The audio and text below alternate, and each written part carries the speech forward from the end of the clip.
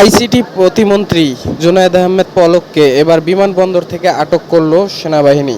উনি সকাল 10টায় আর কি হজরত শাহজালাল বিমানবন্দরে পালানোর জন্য আসে।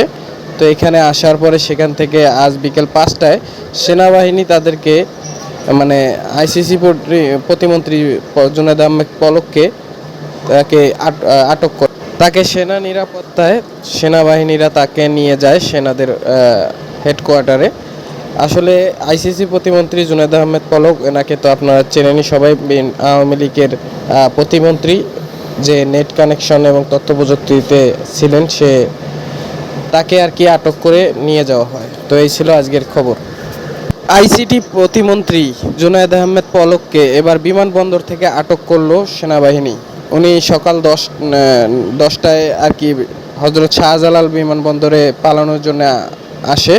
তো এখানে আসার পরে সেখান থেকে আজ বিকেল 5টায় সেনাবাহিনী তাদেরকে মানে আইসিসি প্রতিমন্ত্রী জুনায়েদ আহমেদ পলককে তাকে আটক করে। তাকে সেনা নিরাপত্তায় সেনাবাহিনীরা তাকে নিয়ে যায় সেনাদের হেডকোয়ার্টারে।